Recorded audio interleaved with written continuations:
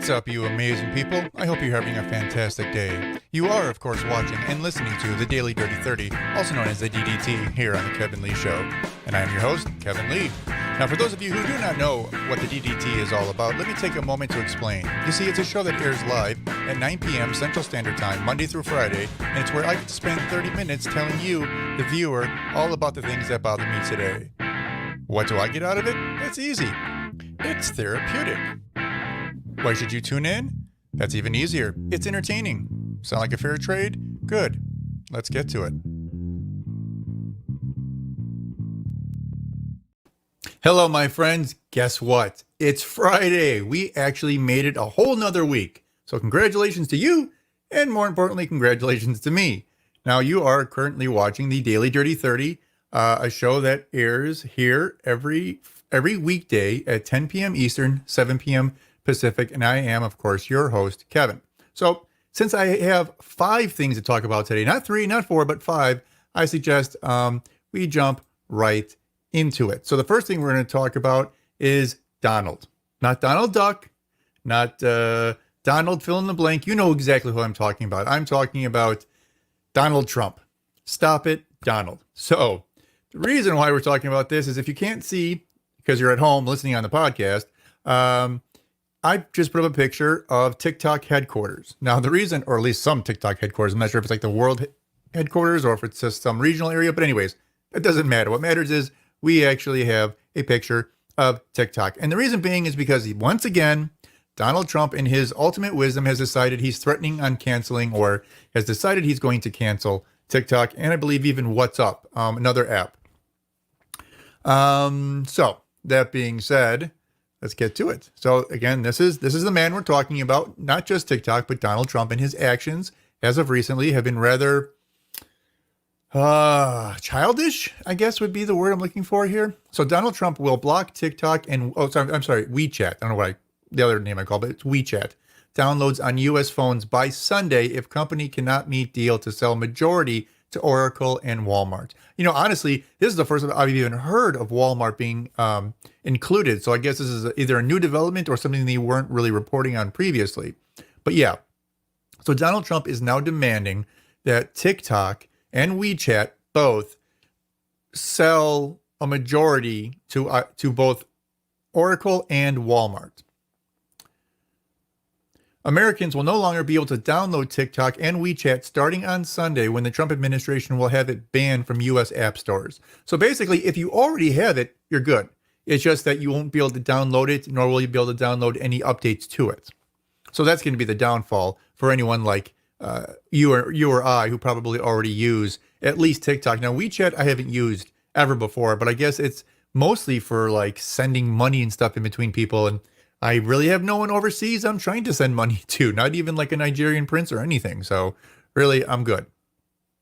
The Commerce Department issued an order Friday that will bar people in the United States from downloading the Chinese-owned video sharing app and messaging app after this weekend. So I guess at midnight Sunday going into Monday is going to be the cutoff. Like literally, it'll probably still even be in the App Store. You'll probably search for it, at least for TikTok or whatever, and it'll be there. But when you go to download it, either probably won't have a button or it won't allow you to do it. It'll say like, this is not allowed in your country or your region. They do stuff like that, which is actually really weird. YouTube does the same thing. I've actually had notifications, not recently, but just in the past, where it says like, you cannot view this video in your country, or something I posted can't be displayed in another country. And I don't quite get it. I ain't gonna lie. I don't get it. All right, moving on. People who already have the apps, like I said, on their phones will be able to keep using TikTok, but not able to download updates, while WeChat will effectively be shut down as of Sunday. So apparently, if you use WeChat, if you rely on WeChat, then be prepared that unless something happens between now and Sunday, you will no longer be able to use it. And again, I don't understand exactly why Donald Trump is acting this way. I don't know if he's trying to be tough. I don't know if he's trying to give a different image of himself, but I don't think this is going to help himself with people who are either immigrants or the youth, to be honest with you. WeChat is essentially a funds transfer and payment processing mechanism. For all practical purposes, it will be shut down in the U.S., but only in the U.S. and as of midnight on Monday, which really is Sunday going into Monday. Commerce Secretary Wilbur Ross, what a great name, told Fox Business Maria Bartiromo on Friday morning. So that was today, right? So as to TikTok, the only real changes as of Sunday night will be you won't have access to improved apps, or what we call updated apps, upgraded apps, or maintenance. So if they make any changes or any important changes that happen to the app on TikTok, you will not be able to do anything about it going forward. So this being said, this is also a warning. If you've always wondered what the big craze of TikTok was and you want to check it out, download the app now. Otherwise, you may not be able to do it for quite a while, or even ever for that matter. So if that were to continue over a long period of time, there might be a gradual degradation or you know what I mean, of services, but the basic TikTok will stay intact until November 12th, Ross said. So that's it for Donald. So Donald, stop it. Stop acting like a child. Stop trying to flex your muscles. Stop trying to impress somebody. I don't know what you're doing or who you're doing or what's going on in that little head of yours, but stop it. Moving on. Now we're going to talk about iPhones. Yes, iPhones. iPhones is moving forward by going backward. What I mean by that is, well, a couple of things. First off, we'll get to the story and then we'll talk about it. So right here is a picture of an iPhone, but you'll notice in the little red circle, there's an orange dot. Now, I've been using iPhones for quite a while, on and off, mind you. I've been switching back and forth between iPhones and Android phones for a number of years. But that being said, I indeed have been using them, and I've never seen an orange dot there before. I even have an iPhone 11, and there's no dot, right? No green dot, no red dot, no orange dot, nothing. But apparently it's always been there. And now they just activated it with iOS 14. So why did they do that? Simple. New iOS feature 14 warns you if someone is spying on you through your iPhone. Look out for the orange dot at the top of your screen. So isn't that neat? So now they've had a feature, which they apparently have had for quite some time in the Access 2, but they haven't activated it until now because apparently we weren't worthy. I don't get it. I really don't get it, Apple. I'm glad you're doing it now, but it's kind of embarrassing for you. You know, these are the type of things that Android's probably had for a long time, right? Apple's latest iPhone software update features a new warning dot that enables users to see whether one of their apps is watching or listening in. And it's great that they have this. I mean, I'm ecstatic, okay? I don't want to make it sound like I'm beating up on Apple or Apple's terrible, no good, very bad people. I'm not saying that. What I am saying is this. I believe Apple could have done this a long time ago, and I don't know what their excuse is for not doing it. Released this week, iOS 14 displays a small orange dot in the top corner of the iPhone's display to let users know their microphone is activated. That's actually pretty cool. Again, a useful tool. You see that orange dot, even especially if you're not in anything, kind of makes you think, what the heck's going on, right? It's so again, kudos to Apple for doing it. I just don't know why they didn't do it sooner. The small but noticeable dot appears just above the signal bars and next to the battery indicator. So it's up in the top right corner. For anyone who might be at home listening to this podcast instead of watching, you want to look for a little dot. Now, again, this will not happen until you actually download and update your phone and install the update for iOS 14, which I myself have not done yet. I've just been a little leery, only because I guess they announced it the other day, and I've heard of a number of app developers who were very upset with Apple because they felt like they were bombarded. They had heard rumors it was coming, but they thought it would be maybe in October, November, and that they thought they would make an announcement that the iOS 14 was going to be released then, and they would have ample time to be able to prepare their apps and do all their updates and get everything up to par. But apparently Apple said, nope, we're doing it today or tomorrow, actually, at the time, I think. And so now everyone's kind of scrambling to try to get all their apps updated. So if you have an iPhone and you happen to notice like everybody in the world is trying to have you update their apps, that's why. It switches to dark green when the camera is activated too, telling iPhone users that apps are watching, which is, again, this is a great thing. So thank you, Apple, for doing it. I just don't understand why you, Apple, didn't do it sooner, right? You had the opportunity. The hardware is there. All you needed to do was flick the switch, and you didn't. I think people are very weird when it comes to big companies like this, or big tech companies. They finally do something and everyone's really happy, right? But no one ever seems to question, why didn't you do it sooner? Especially when it's not like it's coming out on the next iPhone version where it's not even available on current iPhones. I have an iPhone 11. It's on there. I can do it. It doesn't make sense to me. Please someone explain. But the dot, which is also a feature of the new iPad software, will be a crucial indicator that other apps are snooping when they shouldn't be. iPhone users can go to settings and privacy to switch off any of their apps access to microphone and cameras, which is good to know. So if you see it activated, you can then go under settings, go to privacy, and go to see which apps have access to your microphone and camera, and then realize which ones must be doing it at that time. And then you can, turn those off so they don't happen, or maybe only allow them when the app is open or whatever it might be. So this is, again, excellent. And another thing, the reason why, if you haven't noticed on the screen here, it does say iPhone is moving forward by going backward. It isn't just because of the dot they're putting on there, right? Because, again, that dot's been available to them, but now they're moving forward by actually utilizing it. The reason why I say this is simply because if you look at the new iOS 14, a lot of these things like widgets and weather things and blah, blah, blah, blah, the way you can organize your screen now has been on Android for like 10 years. Like 10 years. Like I remember I had, budget phones and, in 2010, 11, 12 that could do some of these things that now iPhone is finally able to do. It's crazy. Absolutely crazy, people. It's crazy. We should expect more out of Apple. Apple, I expect more out of you. All righty. Anyways, going to the next story. Facebook is getting a taste of its own medicine. Now, what I mean by that is the people who work at Facebook are frankly, they're getting upset. Okay, so in the same way that you and I use Facebook, right? We have all our friends on there, our quote unquote friends. And we can make groups and things like that and kind of put people in certain areas so we can post to certain areas and all that kind of stuff. But if you work at Facebook, you also use Facebook for work. So you have like all these type of different areas and discussion areas and group rooms to interact with your coworkers in. And needless to say, some people aren't very happy with what's been going on. So Facebook will curb internal debate over politics, racial justice, and the coronavirus pandemic in a bid to prevent clashes among staff, Mark Zuckerberg reveals. So again, let me read that to you. Facebook will curb internal debate over politics, racial justice, and the coronavirus pandemic in a bid to prevent clashes among staff. So just like you and I, like if we go on Facebook, right, and I post anything about coronavirus, I don't care if it's, wear masks or maybe, masks aren't as effective as everyone believes it to be, or whatever it might be, someone's going to jump on you, right? Whenever you do something like that, anything, right?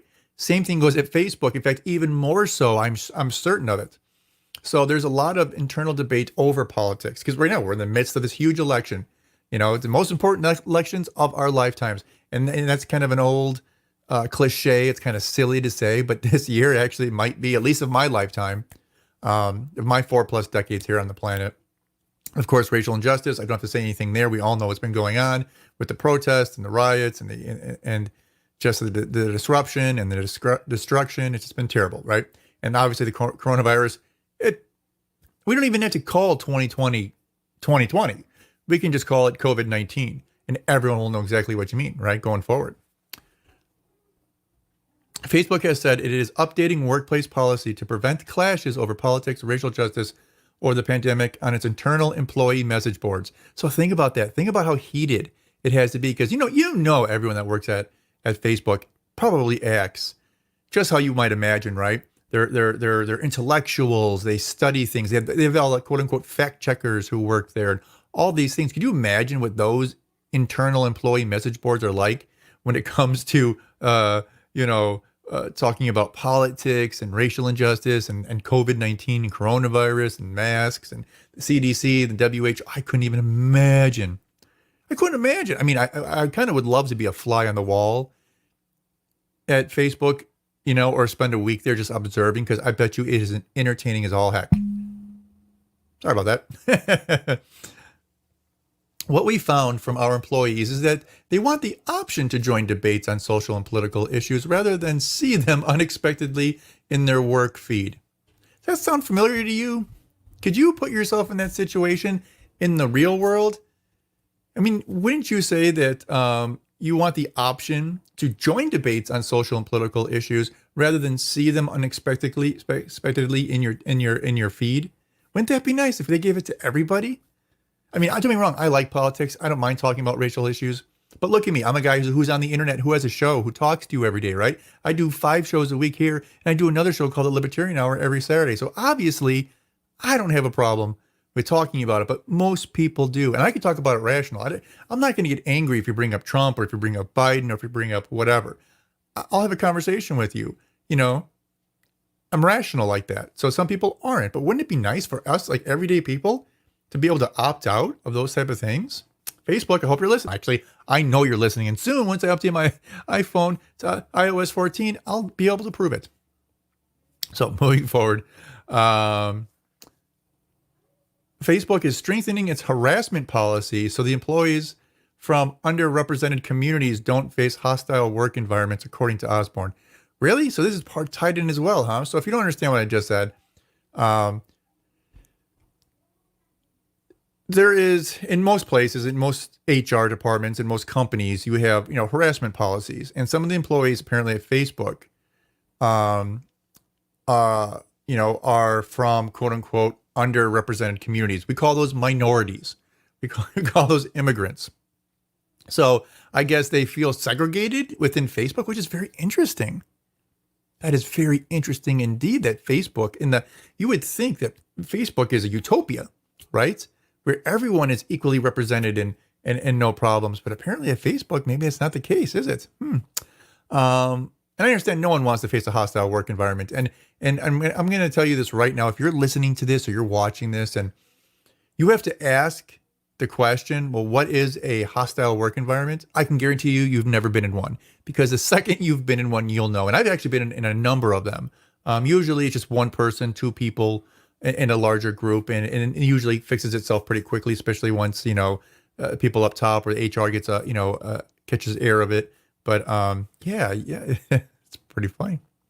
The Silicon Valley-based internet titan said, "We'll also make it clear which parts of its workplace internal message board is for discussing contentious political or social issues and carefully moderate those conversations." So see, they're going to get a taste of their own medicine. They're going to get their own conversations moderated by other Facebook people. So here's Facebook people arguing with Facebook people, and then Facebook people or other Facebook people, or maybe even the same Facebook people, are going to be moderating those message boards.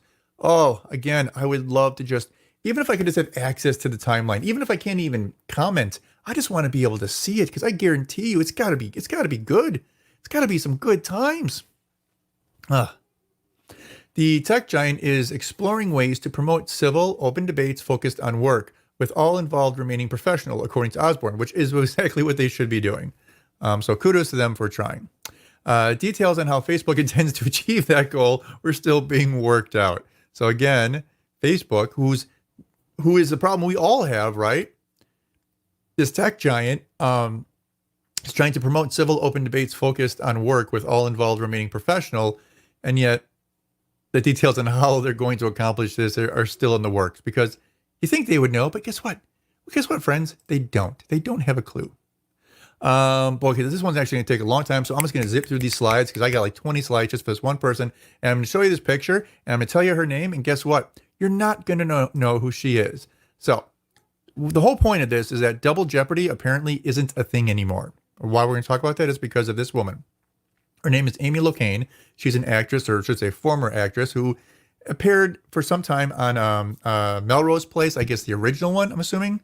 Maybe it could have been the newer one, but I think it's the original. And the reason why we're talking about her is because of this. She was sent back to prison for 8 years after a judge rules her original 3-year sentence for killing a woman in the 2010 DUI crash was too lenient. Read that again. So this actress, Amy Locane, was sent back to prison for 8 years after a judge rules her original 3-year sentence for killing a woman in 2010 in a 2010 DUI crash was too lenient. Former Melrose Place actress Amy Locane excuse me, who has recently served a prison sentence for a fatal 2010 drunk driving crash in New Jersey, is headed back behind bars after a judge ruled that her initial sentence was too lenient. Oops, did not fix this one at all. She was sentenced to, okay, listen to this. She was sentenced for a fourth time Thursday in the crash that killed a 60-year-old woman.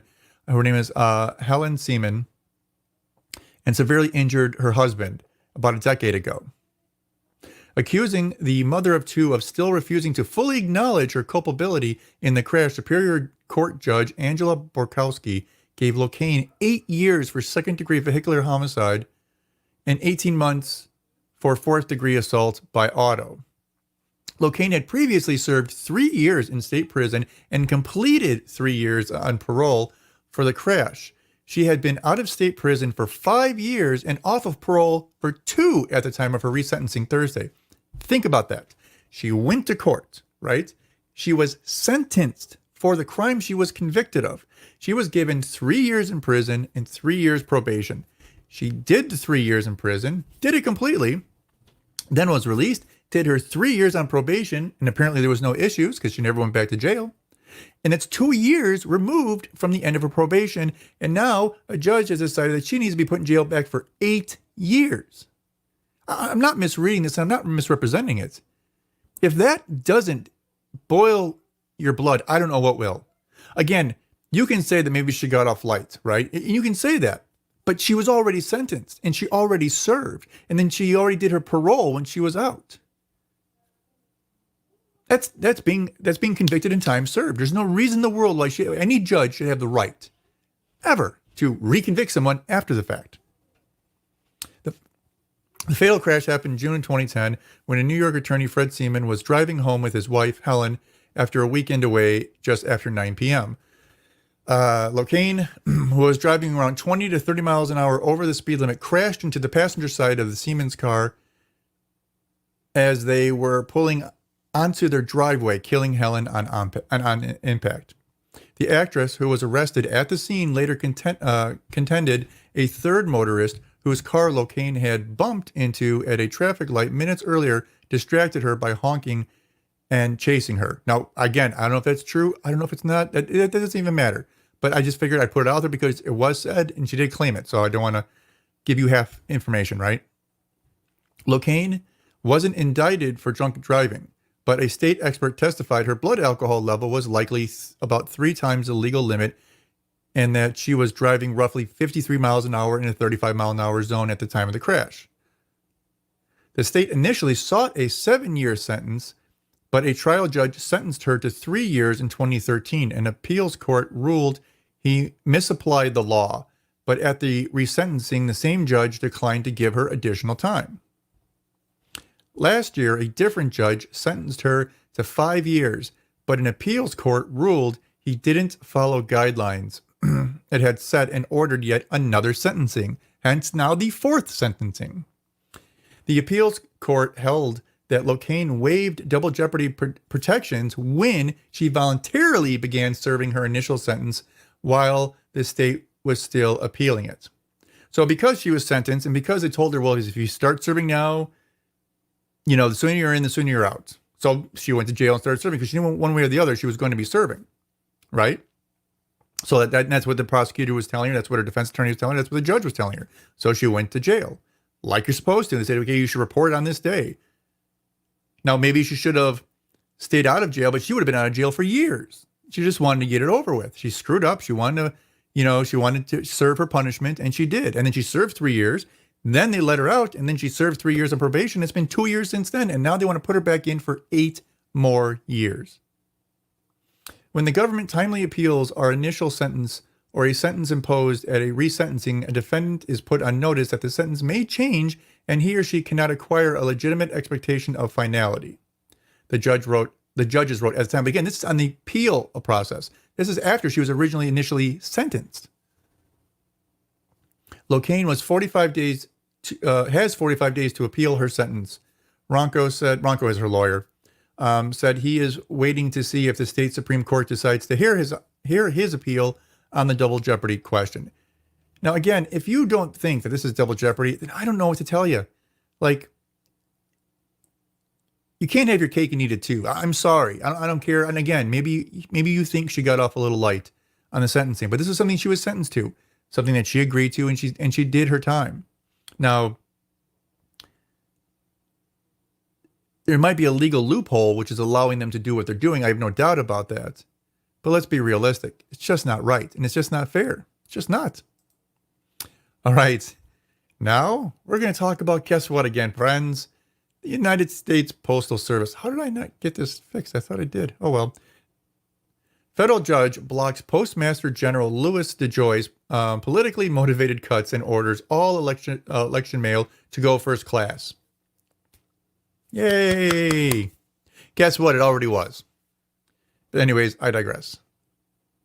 A U.S. judge on Thursday blocked controversial Postal Service changes that have slowed mail nationwide, calling them a politically motivated attack on the efficiency of the Postal Service before the November election. And again, there weren't any major changes made.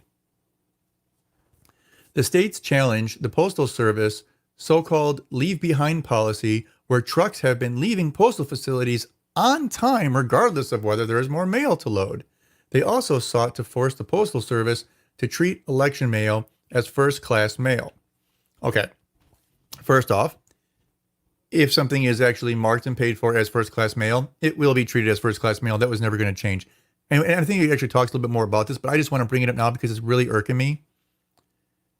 We went over this in great detail previously.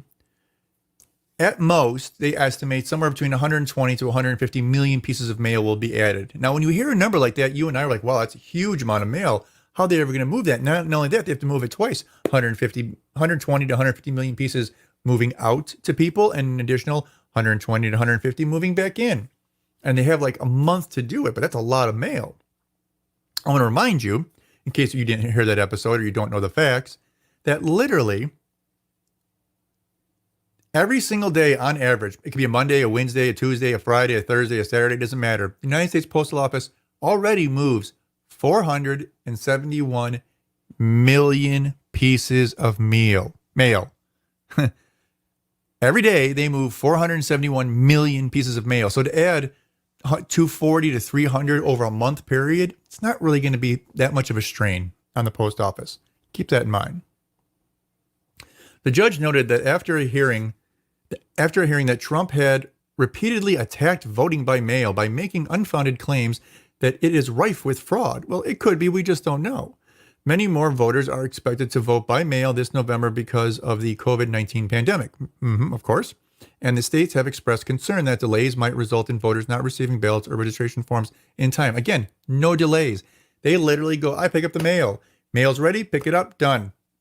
Guess what? If it wasn't picked up today, it'll be picked up tomorrow, and it'll still be moved in a timely manner. Okay? Stop politicizing everything. This is getting ridiculous, and it's embarrassing, and I'm embarrassed for you. He also said the changes created a substantial possibility many voters will be disenfranchised.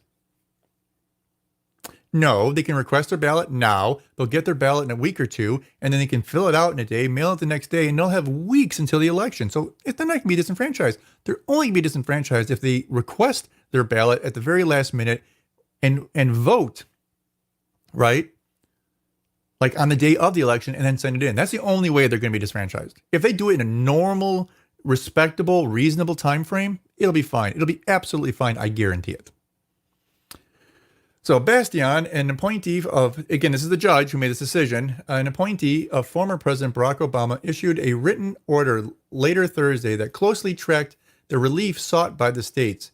It ordered the Postal Service to stop implementing the leave behind policy to treat all election mail as first-class mail rather than as slower-moving categories, to reinstall any mail processing machines needed to ensure the prompt handling of election mail, and to inform the employees about the requirements of his injunction. Again, this was already done, except for the leaving mail behind, because, there's always tomorrow. They do deliver 6 days a week, and they process 7 days a week at the major processing centers, just in case you didn't know that. Postal Service spokesman Dave Partenheimer said the organization is reviewing its legal options, but there should be no doubt that the Postal Service is ready and committed to handle whatever volume of election mail it receives, because, again, it's not even a third of what they do on a single day. And mail will be spread out over weeks to do. At the hearing, Justice Department Attorney Joseph Borson sought to assure the judge that the Postal Service would handle election mail promptly, noting that a surge of ballots in the mail would pale in comparison to increase from, say, holiday cards. That's what they fret about, not about this. He also said slowdowns caused by the leave behind policy had gotten better since it was first implemented, and that the Postal Service in reality had made no changes with regard to how it classifies and processes election mail. DeJoy has repeatedly insisted that processing election mail remains the organization's top priority, and that's all he's ever said since day one. There has been a lot of confusion in the briefing and in the press about what the Postal Service has done, Borson said. The states are accusing us of making changes we have not in fact made. Voters who are worried about their ballots being counted can simply promptly drop their ballots in the mail, he said, and states can help by mailing registration forms or absentee ballots early. The states suing are Washington, Michigan, Wisconsin, Nevada, Colorado, Connecticut, Illinois, Maryland, Minnesota, New Mexico, Oregon, Rhode Island, Vermont, Virginia, and all led by Democratic attorney generals. Pennsylvania is leading a separate multi-state lawsuit over the changes, and New York and Montana have filed their own challenges. Again, really nothing to fret about, my friends. Truly nothing to fret about. But we are already past 30 minutes, so let's hurry this up. 2 surprises are better than 1. What could I possibly mean by that? Well, this. It's a happy ending. So everyone, it's been fun. It's been real. It's been a great week. I'm glad I've got to spend it with you. I hope you have a good weekend. And just so you remember, tomorrow at 1 p.m. Eastern, I will be doing the Libertarian Hour. I'll be playing Libertarian. No, I'll be doing the Libertarian Hour podcast. It's for 1 hour. Again, we are doing our, we're getting close to finishing up our current series, which is Myths and Misunderstandings Within the Libertarian Party. So please check it out if you get a chance. Also check out the kevinleeshow.com. All the information can be found there. And I hope you guys just have a great time. And, we'll talk to you later. Bye. There's a goat. Why is there a goat? Hi. Hey, buddy. Are you a nice goat? I don't have food, goat. Oh my God! There's a fucking llama! What is going on?